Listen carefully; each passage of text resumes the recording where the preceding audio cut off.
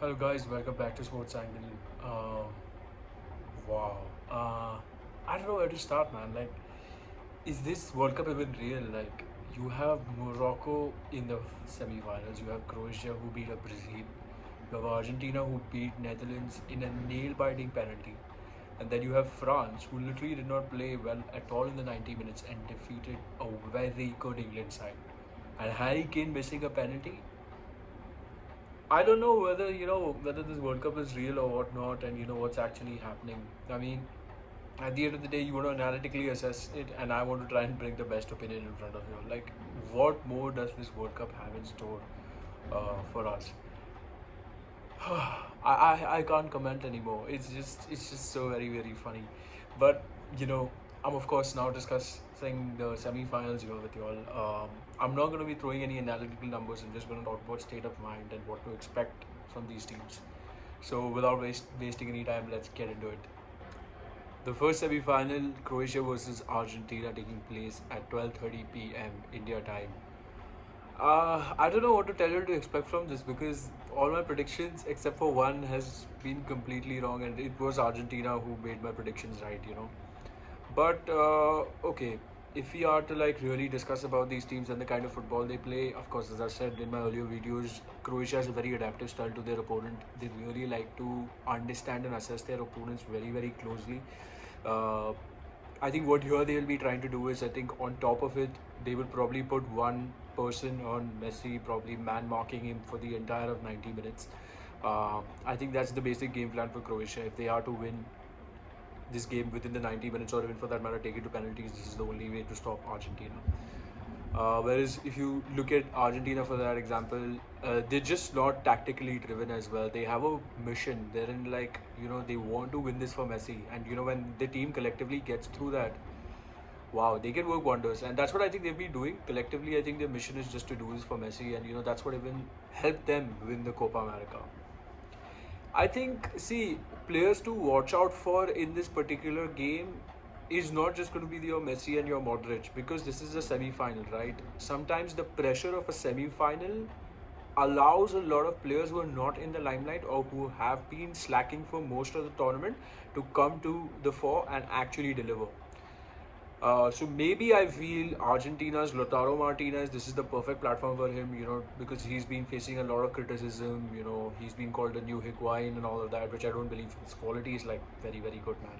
Like, he is a standout player. Like, in the transfer market, I think right now I do believe 5 to 6 teams would be willing to pay 100 million to get him in the strike force. But given that he's a false nine, given that he's not very used to playing up front alone, because even in an Inter Milan system he plays with the Romelu Lukaku, so it's a dual striker system. But here I think what's going to happen is he is going to be slightly more flustered with the whole pressure of playing with Argentina. Plus there is Messi.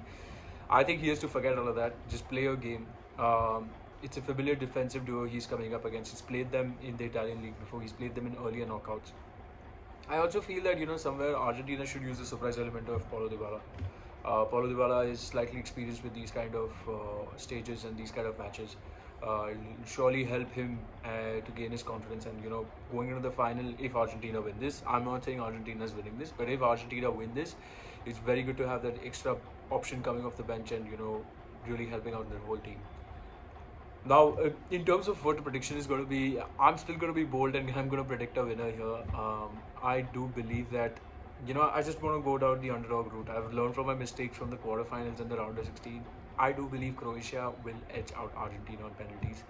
Um, just that historically, Argentina has not been very good with penalties. We've seen in the Copa Americas when they've played Chile, and how everyone remembers that how Messi lost the Copa America on penalties. And I think under pressure, this maybe this Argentinian side does not make it through on penalties.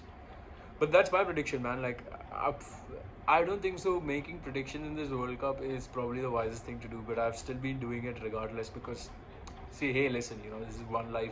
What to do? But yeah, do drop in the comments below who do you think is going to make it past this first semi-final. Very interesting semi-final in my opinion, because you have Argentina, who's obviously on a mission, as I previously mentioned. You have Croatia, who lost the final last time, so they would be having a point to prove.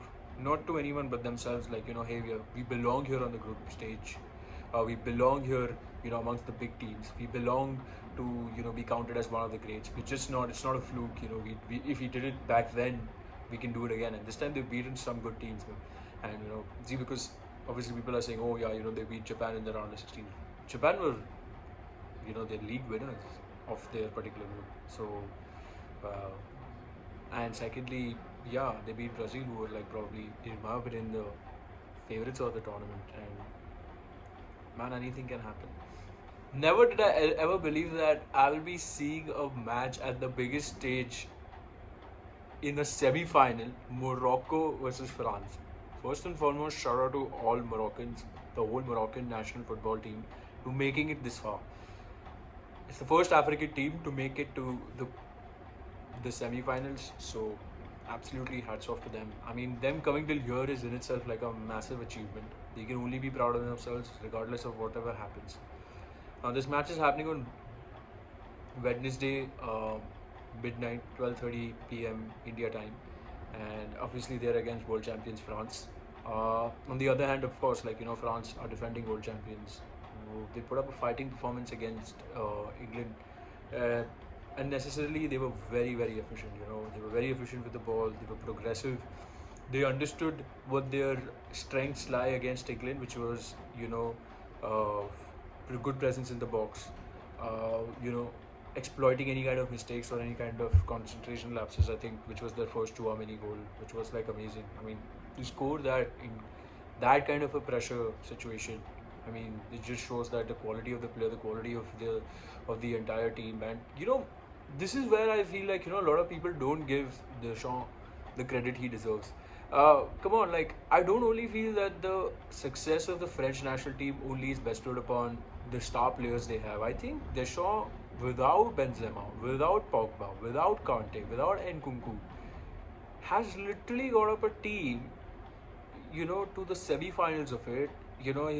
Things like the Champions Curse and whatnot was, this time tagged along with France, and he completely ignored that. So it's like he's figured out a system to make these guys stick, to make these guys play like a unit. And I think that's most important to see. A lot of people will give France that tag, oh yeah, they're a bunch of stars, they have this one style of playing and stuff. Yeah, of course, that's one of the factors, but I don't think so. Just that is going to allow you to win the World Cup. Many people are like, oh yeah, France can get through this, but then what didn't happen in the Euros? See, maybe the Euros, the tactics were a bit different because they had Benzema playing up front. So when you have Benzema, Kylian Mbappe and Griezmann will be slightly dominant, because Benzema will be featured most of the delivery. He'll get more chances in the box.